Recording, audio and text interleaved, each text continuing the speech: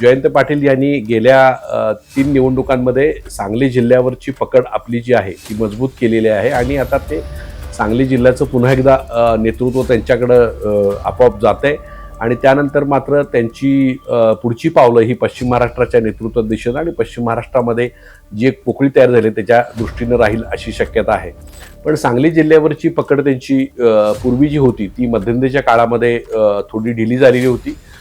त्यांचा संघर्ष पूर्वी पत्रकाराव कदम त्यानंतर आर आर पाटील यांच्याशी जिल्ह्यात राहिले. त्यामुळे जिल्हा नेतेपदावर जोपर्यंत आर आर पाटील, पत्रकाराव कदम, शिवाजीराव देशमुख हे सगळे दिग्गज नेते असताना त्यांना आपला वेगळा ठसा उमटावा लागत होता.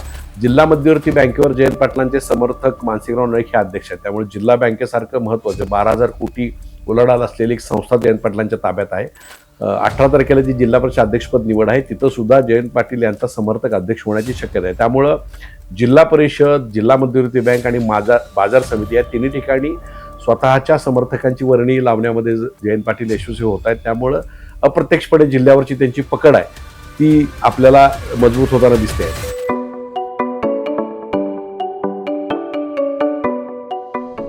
नमस्कार, मी हनुमंत मोहिते, हनुमंतमोहिते.सोनेरा या माझ्या यूट्यूब चॅनेलवर सर्व प्रेक्षकांचं स्वागत आहे. जिल्हा परिषद अध्यक्षपदाची निवडणूक आता जवळ आलेली आहे आणि पश्चिम महाराष्ट्रामध्ये सगळीकडं जिल्हा परिषद अध्यक्षपद निवडणुकीची चर्चा सुरू आहे. आपण आज चर्चा करणार आहोत ती जयंत पाटील यांनी गेल्या 3 निवडणुकांमध्ये सांगली जिल्ह्यावरची पकड आपली जी आहे ती मजबूत केलेली आहे आणि आता ते सांगली जिल्ह्याचं पुन्हा एकदा नेतृत्व त्यांच्याकडं आपोआप जातंय आणि त्यानंतर मात्र त्यांची पुढची पावलं ही पश्चिम महाराष्ट्राच्या नेतृत्व दिशेनं आणि पश्चिम महाराष्ट्रामध्ये जी एक पोकळी तयार झाली त्याच्या दृष्टीनं राहील अशी शक्यता आहे. तर आपल्याला माहिती आहे की जयंत पाटील हे गेली 7 टर्मचे आमदार आहेत. 1990 पासून ते सांगली जिल्ह्यामध्ये वाळवा मतदारसंघाचे, ईश्वरपूर मतदारसंघाचं प्रतिनिधित्व करतात. जवळजवळ 16 वर्ष ते 17 वर्ष ते मंत्री म्हणून त्यांनी काम केलेलं आहे. म्हणजे सन 1999 ते त्यानंतर 2014 आणि त्यानंतर मग 2.5 वर्ष अशा प्रकारची त्यांची कारकीर्द ही झालेली आहे. त्यांनी गृहमंत्रीपद असेल, त्यानंतर राज्यामध्ये ग्रामविकास मंत्रीपद असेल, अर्थमंत्रीपद असेल, तर अशी मोठी मोठी पदं भूषवलेली आहेत आणि राष्ट्रवादीचं प्रदेशाध्यक्ष सुद्धा ते 7 वर्ष होते.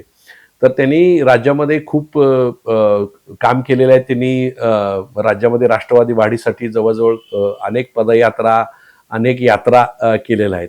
पण सांगली जिल्ह्यावरची पकड त्यांची पूर्वी जी होती ती मध्यंतरीच्या काळामध्ये थोडी ढिली झालेली होती.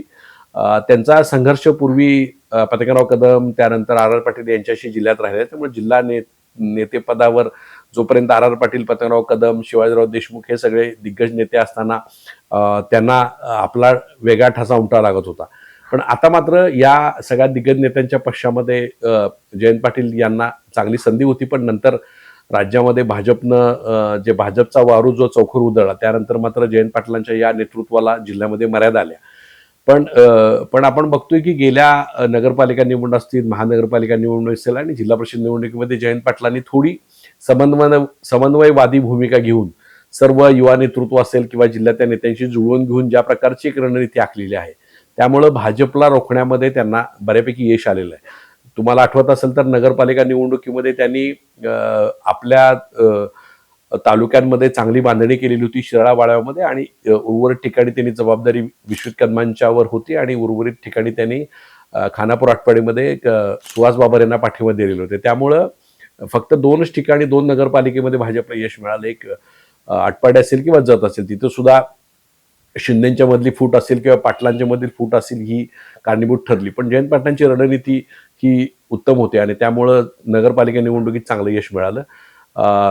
त्यानंतरच्या झालेल्या महानगरपालिका निवडणुकीत सुद्धा भाजपला रोखण्यामध्ये त्यांना यश आलं. भाजप स्वबळावर सत्ता मिळवेल अशी अवस्था असताना सांगलीमध्ये भाजपला 39 पर्यंतच रोखण्यामध्ये म्हणजे 50% जागांवर रोखण्यामध्ये त्यांना यश आलं. अर्थात त्यामुळं इथं महापालिकेमध्ये भाजपला राष्ट्रवादीला बरोबर घ्यावं लागलं.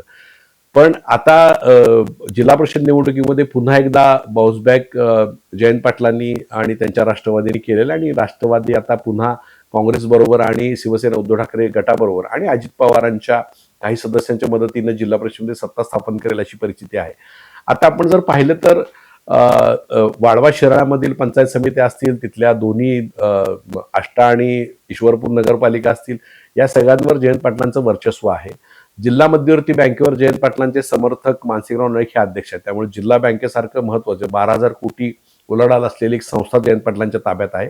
त्यानंतर सांगली जिल्हा बाजार समितीवर सुद्धा परवा जयंत पाटील समर्थक अण्णाराव नलवडे यांची सभापतीपदी निवड झालेली आहे. त्यामुळं मिरज, कवठेमहांकाळ, जत या तिन्ही तालुक्यांमध्ये जी कार्यक्षेत्र असणारी बाजार समिती सुद्धा जयंत पाटलांच्या नेतृत्वाखाली आलेली आहे. आणि आता 18 तारखेला जी जिल्हा परिषद अध्यक्षपद निवड आहे तिथं सुद्धा जयंत पाटील यांचा समर्थक अध्यक्ष होण्याची शक्यता आहे. त्यामुळं जिल्हा परिषद, जिल्हा मध्यवर्ती बँक आणि बाजार समिती या तिन्ही ठिकाणी स्वतःच्या समर्थकांची वर्णी लावण्यामध्ये जयंत पाटील यशस्वी होत आहेत. त्यामुळं अप्रत्यक्षपणे जिल्ह्यावरची त्यांची पकड आहे ती आपल्याला मजबूत होताना दिसते आहे. एका बाजूला ते पकड मजबूत करत असताना त्यांचा जो पूर्वीचा जो मतभेदाचा स्वभाव होता किंवा ज्या पद्धतीने ते कार्यक्रम करत होते त्याला थोडीशी मुरड घालून त्यांनी खासदार विशाल पाटीलशी असलेले मतभेद जे लोकसभेला आपल्याला माहिती आहे की लोकसभा निवडणुकीमध्ये चंद्रहार पाटील आणि विशाल पाटील यांच्यामध्ये जो मोठा संघर्ष झाला त्याच्यामध्ये जयंत पाटलांची भूमिका ही संशयास्पद होती.